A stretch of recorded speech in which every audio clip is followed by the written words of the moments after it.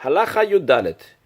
Le Rambam nous dit Ushne Gvashim, il y avait encore deux rampes, Ktanim, Gvashim Ktanim, des petites rampes, pas grandes comme celle-là, mais des petites. Yotsim Mimenu, qui sortaient de cette rampe-là, Shebem Ponim la Yesod Velasov, avec lesquelles ces rampes-là, on pouvait se tourner aussi bien au Yesod, aussi bien qu'au Sovev. Donc on voit ici d'un côté, il y a le grand Kavesh ici, la grande rampe. Il y a une petite rampe qui sort du grand Kavesh, la grande rampe, pour aller directement au Yesod. Puis, on voit de l'autre côté ici comment il y a le grand Kavesh et comment il y a un autre Kavesh, une autre rampe qui va directement au Sovev.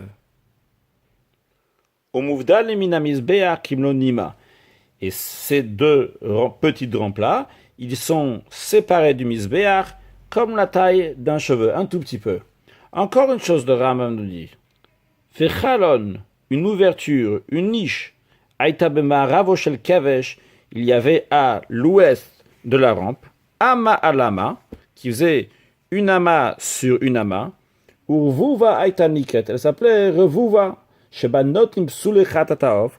À l'intérieur, on mettait des offrandes expiatoires d'oiseaux qui ont été jugés impropres, jusqu'à qu'ils vont pourrir, et après, à la suite de ça seulement, on les enverra, peut-être c'est le Beit Asef, on va les enverrer de l'incinération pour les brûler. Halacha Tedvav, ushne shulchanot hayu b'ma'arav hakevesh. Il y avait deux tables à l'ouest de la rampe. Echad shel shaish, une était en marbre. À quoi elle servait chez Notnim alav et ha'evarim, sur laquelle on mettait les membres des sacrifices, le sacrifice holocauste. Avant de le faire brûler, on déposait là-bas les membres. Une deuxième table, Echad shel kesef, une table qui est en argent, chez Notnim alav kli hasharet, qu'au début de la journée, on dépose là-bas les ustensiles de service qui vont servir pour la journée. Halacha tetzain.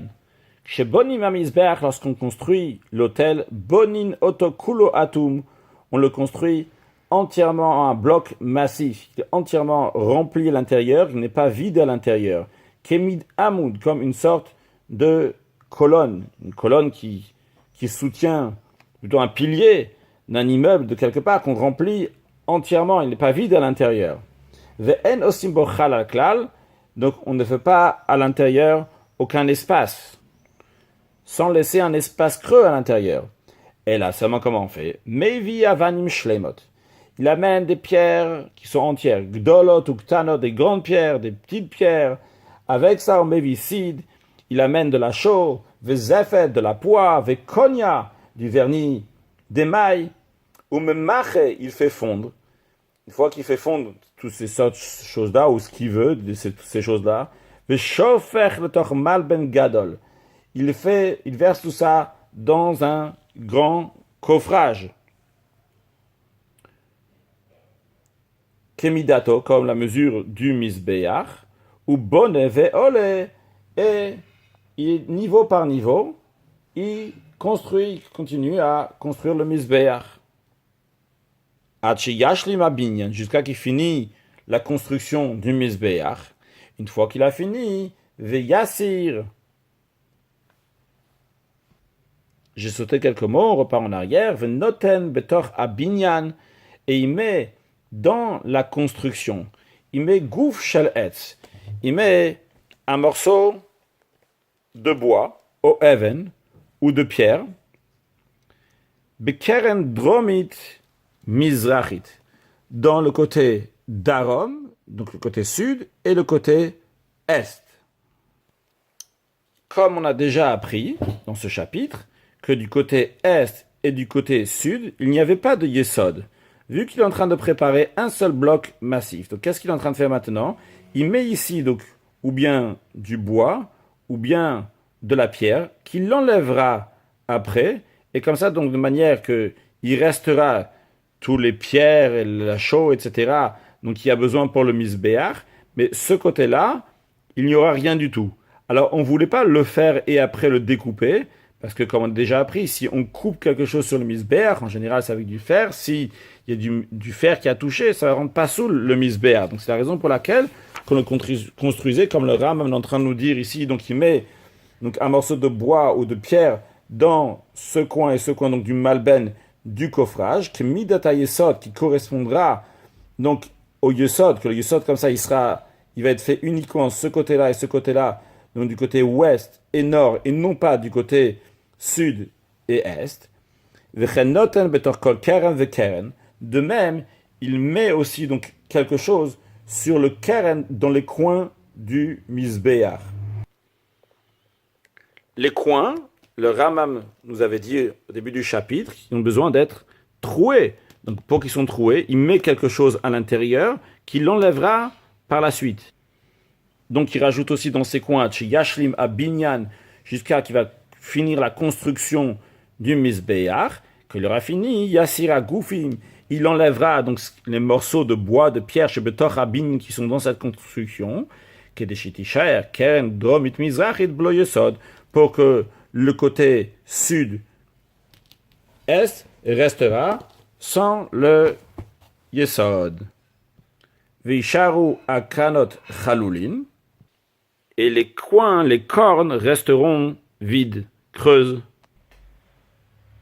Halacha Yudzain, Rama nous dit, Arba Kranot Shel Mizbeach, les quatre coins, les quatre cornes du Mizbeach, Visodo, et le Yesod, Viribou, le fait que le Mizbeach soit carré, mais Agvin, ça empêche, c'est indispensable pour le misbéach, pour qu'il soit caché. Tout misbéach qui n'a pas les cornes, qui n'a pas le yesod, il n'a pas la rampe, il n'a pas ce carré, il n'a pas le fait d'être carré, il est impropre. Car ces quatre détails qu'on vient de dire sont indispensables pour le misbéach. Midat orko, midat robo, midat komato, en ce qui concerne donc la longueur, la largeur et la hauteur du misbéach, ne sont pas indispensables. Et s'ils ont fait avec d'autres mesures, c'est quand même kasher. Vehu, mais ça c'est à condition, chez le yifrot me amalama, qu'il ne va pas diminuer l'auteur du misbéach, pas la hauteur, la longueur, la largeur d'une ama sur une ama. Berum shalosh amot, à la hauteur de 5 coudées, qui shiru, mais comme amaracha shel misbach midbar, comme la taille des 3 coudées qui correspondent à l'endroit des bûchers du misbéach, de l'autel qu'il y avait dans le désert, qui faisait 3 coudées de hauteur. Halacha yudchet. Misbéach chez Nivgam.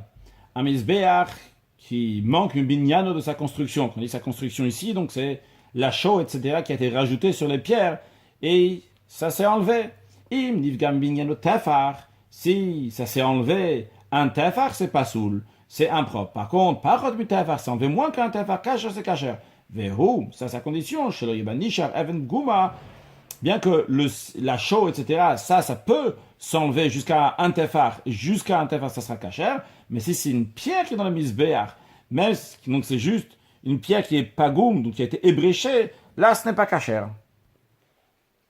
Pour conclure avec un approfondissement des paroles du Rambam et un mot de Chassidut, qui est une très belle sikha du Rabbi dans Parashat Vayera Chelek Lamed, qui est imprimé aussi dans Chidushim ou Biurim sur Ilchot Betaprira, Siman Zain. Le Rabbi s'arrête donc sur les 2 premières halachot du Rambam longuement, et le Rabbi s'arrête donc sur les détails aussi qu'il y a là-bas. Et le Rabbi nous dit, pourquoi le Rambam met en 2 halachot sur la précision de l'endroit du Misbéach? Le Rabbi nous dit que le Rambam nous dit 2 choses. La première des choses, que l'endroit du Misbéach, il est très précis à Aramoria, non seulement parce que le Misbéach fait partie du Bet Amidash, il faut le construire uniquement à Yerushalayim et à Aramoria, mais c'est un din particulier dans le Misbéach que sa place, c'est dans le Har Amoria. Donc de manière générale, sa place est dans le Har Amoria, sans entrer maintenant dans les détails où il doit se trouver. Mais le fait donc qu'il doit être dans le Har Amoria. Après, il y a encore un point. Dans le Har Amoria même, il y a l'endroit exact où il doit se trouver. Ça, c'est quelque chose, encore un autre détail, qui n'est pas dit dans les autres choses du Bet Amikdash. Donc on ne trouve pas donc qu'ils doivent être à tel endroit ou un autre endroit. D'ailleurs, ça rentre dans le même esprit de ce qui est dit en ce qui concerne le Bet Amikdash lui-même, qu'on a appris dans le chapitre précédent, que le Bet Amikdash doit être à Yerushalayim. Donc ça, c'est l'endroit général à Yerushalayim. Dans Yerushalayim même, c'est dans le Har Amoria. De même pour le Misbéach, Et de manière générale, il est dans le Hara Moria, sur le mont Moria. Et un deuxième point, il doit avoir un endroit qui est extrêmement précis. D'où le Rambam nous sépare ces deux sujets. Un premier sujet dans la première halakha, un deuxième sujet dans la deuxième halakha. Encore un point, c'est que dans la première halakha, le Rambam ne nous parle pas de Avraham Avinu. Il nous parle de Yitzhak. Et dans la deuxième halakha, il nous parle de Avraham Avinu, qu'il a sacrifié, qu'il a fait le Mizbeach pour mettre Yitzhak là-bas. Dans la première halakha, le Rambam nous dit Nekad Yitzhak, c'est passif ce que Yitzhak il a subi, parce que Yitzhak a fait. Dans la deuxième halakha, par contre, il nous dit ce que Avraham Avinu a fait, Makom chez Banabo Avraham, qu'Avraham a construit là-bas le Mizbeach. Quelle est la raison de cette différence? C'est parce qu'il y a deux choses, la première halakha, la deuxième halakha. Dans la première halakha, on nous parle de la Gdusha, de la Shrina qui se trouve là-bas, il y a une sainteté qui se trouve dans le Beth Amikdash. Ça, c'est lié avec le fait que Yitzhak, lui, il a une Gdusha, il est comme un sacrifice, donc il est Kadosh. Il s'est trouvé là-bas sur le Mizbeach, mais c'est de manière générale, ça représente sur la Gdusha, mais ça ne fait pas, on ne rentre pas maintenant dans le détail de ce qui est fait. C'est la Shrina elle est là-bas, et ça c'est lié avec Yitzhak Avinu, que lui, il est un korban, et c'est lié avec le premier point, que de manière générale, dans cet endroit-là, il y a la Shrina, mais après il y a un deuxième point, il y a le travail de Avraham Avinu, le travail, donc la voda que le juif va faire dans le Beth Amikdash, ce travail-là que le juif va faire dans le Beth Amikdash, ça s'exprime par Avraham Avinu, parce que bien c'est vrai qu'il a mis son fils Yitzhak sur l'autel, et Yitzhak n'était pas un petit enfant. Mais qui est-ce qui a fait le sacrifice, qui a fait Messirut Nefesh? La plus grande Messirut Nefesh, c'est celle de qui? Celle de Avraham Avinu, c'est le travail chez Banabo, donc la Peoula, ce qu'il est en train de faire, c'est le travail qu'il y a dans le Beth Amikdash, le travail qui s'exprime dans le Maset, dans les Korbanot, qui est l'essentiel du Beth Amikdash. Donc Avraham Avinu, il a fait un Korban là-bas, il a construit le Mizbeach, donc la Peoula qu'il a fait, c'est pour ça donc l'expression aussi, chez Banabo Avraham, qu'Avraham, il a construit, que Dieu fasse que très prochainement, on va avoir le troisième Beth Amikdash, avec le Mizbeach, que Mekouvan Beyoter, sa place exactement, que Mashiach nous dira très prochainement où est-ce qu'il se trouve. Excellente journée.